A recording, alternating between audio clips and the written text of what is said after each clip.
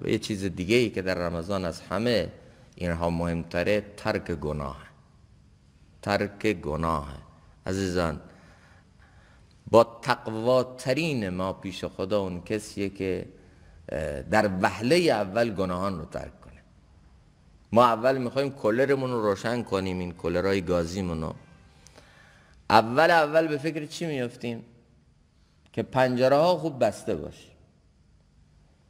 خب اگر پنجره ها خوب بسته نباشه، این کولر هر چقدر که کولر خوبی باشه فضای اینجا سرد نمیشه. ما قبل از اینکه یه اتاقی رو انبار کنیم و بخوایم اونجا چیزی جمع کنیم، مطمئن میشیم که اینجا موشی نباشه و سوراخی نباشه که اینا رو ببره و به باد بره. لذا سعی کنید در وهله اول گناهان رو در رمضان ترک کنیم، چه گناهان ظاهره چه گناهان باطنه.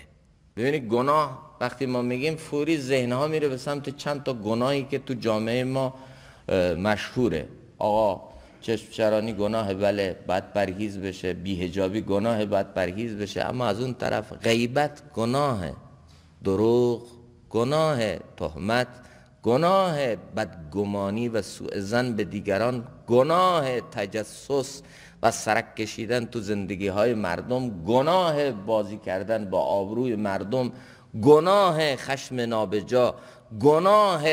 اینا همه گناهان کبیرند. چرا فکر میکنیم که چون ما اون گناه ها رو نداریم دیگه گناهی تو زندگی ما نیست؟ از این گناهان پرهیز کنیم. حسد گناهه، یه گناه بسیار خطرناک که هیزم اعمال رو میسوزونه، طوری که در حدیث آمده. اختلاف فی ما بین گناهه و حالقه است، برنده است، همه چیز رو میبره.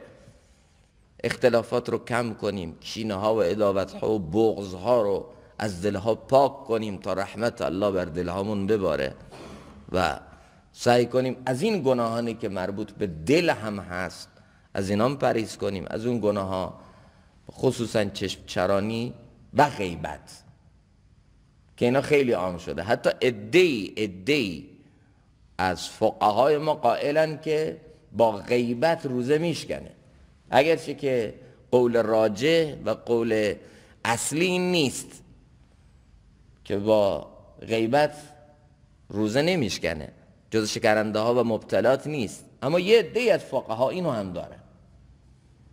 بنابراین نیاد خدای نکرده اینطور نشه که از اون طرف سحری، از اون طرف تراوی، از اون طرف دعا، از اون طرف تلاوت، از اون طرف از راه چشم چرانی، از راه غیبت، از راه حسد، از راه گناهان ظاهره یا باطنه، همه این نور رو خدای نکرده به باد بدیم و هیچ تغییری تو زندگیمون نیاد و درجا بزنیم، همونی که بودیم باشیم و یک تلاش بیهوده در حقیقت. لذا این رو در رمضان تجربه هم همینه که ترک گناهان آسان تره. چرا؟ چون شیاطین رو الله در قل و زنجیر کرده دیگه، شما طرف حسابتون یک نفسه و اون نفس رو هم با روزه خوب ضعیف کردید دیگه، حالا ترک گناه خیلی آسان تره به نسبت ماهای دیگه. و باز تجربه اکابر بزرگان ما هست که اون کسایی که توفیق اعمال در رمضان پیدا میکنن، توفیق ترک گناه در رمضان پیدا میکنن، الله تعالی در بقیه طول سال هم به اونها توفیق میده به برکت رمضان که اونها همونطور خوب زندگی کنن. لذا ما یه فصلیه برای تحول، یه فصلیه برای اینکه زندگیمونو بگیریم و تغییر بدیم و متحول کنیم. سنت های حضرت رسول صلی الله علیه وسلم، روش زیست و طریقه زندگی حضرت رسول رو به خانه ها برگردونیم و فضایی از دعا، فضایی از تلاوت رو انشاءالله تو خانه بندازید. تو ماه رمضان دیگه فضای مجازی رو ترک کنیم. تو ماه رمضان دیگه این چیزایی که وقتها رو واقعا داره به باد میده، مثل این فضای مجازی، مثل این رسانه ها، اینا رو دیگه بذاریم کنار، یه مدتی به خودمون و به عالم درون خودمون بپردازیم و از این چیزایی که واسه تضییع وقت هست از اینها پرهیز بکنیم. مدل‌های مختلف هم آورده. مشکلت رزقه، نگاه کن انبیا تو کلام الهی چطور موقعی که مشکل رزق میخوردن خدا رو فریاد زدن. مشکلت فرزنده، نگاه کن زکریا چطور فریاد زد خدا رو. مشکلت بیماریه، نگاه کن ایوب چطور تو مریضی ها خدا رو فریاد زد. مشکلت یه بنبسته، نگاه کن یونس علیه السلام توی بنبست چطور خدا رو فریاد زد و چطور خداوند او رو نجات داد. همه اینا رو الله تعالی تو کلام خودش آورده. ولی متاسفانه ما تا با یه مشکل تو زندگیمون میخوریم، اول که تک و دعا خودمون رو میزنیم، به تدبیر خودمون، به تلاش خودمون خوب اعتماد میکنیم و تک و دعا میزنیم. خسته که شدیم تازه یادمون میاد که بریم دم خانه یه ملا بکوبیم. دیگه این اسباب ظاهری تمام شد دیگه. تک و دعای ما و تدبیرهای ما فایده نداشت. حالا باید چیکار کنیم؟ بازم زورمون میاد دستمون بلند کنیم، خودمون الله رو فریاد بزنیم. این درگاهیه که هیچ حاجب و هیچ نگهبان و هیچ واسطه ای نداره، فریادش بزن، بخوا، متوسل به اعمال شو.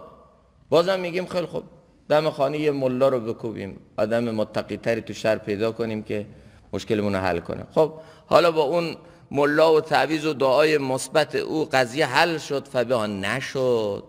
خب اسباب ظاهری نشد، اسباب معنوی حلالم نشد. در خانه ملا کوبیدیم بازم نشد. بریم سراغ اسباب متافیزیکی ماوراء الطبیعه ولو حرام. شنیدیم فلان جا فلان ملا نما سحر میکنه، جادو میکنه، نمیدونم جنبل میکنه، بریم متوسل به اونا بشیم. تا آخرم یادمون از خدا نمیاد. بابا یه مرتبه تو همین مشکل خدا رو فریاد زدی تو، یه مرتبه یه ربنا از ته دل گفتی تو، یه مرتبه متوسل به اعمال شدی تو. آخه صحابه به بنبست ها که میخوردن حسبنا الله و نعم الوکیل شروع میکردن. آخه سلف صالح ما وقتی که به مشکلات لا ینحل به ظاهر میرسیدن شروع میکردن لا حول ولا قوة الا بالله رو ورد کردن. انبیا به مشکل میخوردن انما اشکو بثی و حزنی الی الله افوض امری الی الله، امور رو به الله میسپرم، ناله و گریه و حزن و غمم رو به الله میگم. ببین انبیا بودن تو مشکلاتشون، تو سختیاشون اینطور خدا رو یاد کرد. چرا اینا رو الله تعالی تو کلام خودش میاره؟ برای اینکه من متوجه بشم که آقا مشکل تو هرچی پیچیده است از مشکل این نبی که پیچیده تر نبود. اینو الله تعالی با ربناها با دعا داد، تو رو هم میده. او ذات کریمی است. تو مگو ما را بدان شهر راه نیست، بر کریمان کارها دشوار نیست. تو نگو ما کجا و خدا کجا، ما گناهکاریم و ما فلانیم و ما بدیم و آقا اینا رو بذار کنار. بر کریمان کارها دشوار نیست. شاید من بدم اما او کریمه، او خدای خوبا که تنها نیست که. بر کریمان کارها دشوار نیست. هر چقدر فکر میکنی گناهکاری، هر چقدر فکر میکنی بدی و نسبت به خدا بی‌وفایی کردی، در خدا رو بکوب، چون بر کریمان کارها دشوار نیست.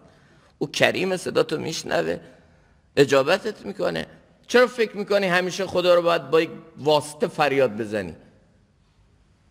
خودت فریاد بزن، خودت بخوا و همین مشکل رو بهانه‌ای بکن تا خدا رو به دست بیاری. تو امروز مشکل دنیا تو نمیتونی حل کنی، همین مشکلای ساده دنیا تو، مشکل قبرت تو میخوای به چی حل کنی؟ اونجا تعویض و دعا و دم و چوف ملاست، اونجا تدبیر و هنر و فکر توه. چی اونجا به درد میخوره؟ آقا تو قراره با همین اعمال، با همین ربنا، با همین دعاها مشکل بزرگ اساسی زندگیت که قبره حل کنی. تو امروز اینا رو نمیتونی حل کنی، اونو میخوای حل کنی؟ گذر از پل صراط و قرار خودت با اعمال حل کنی. ایستادن در محضر الله تعالی در میدان محشر رو قرار با اعمال حل کنی.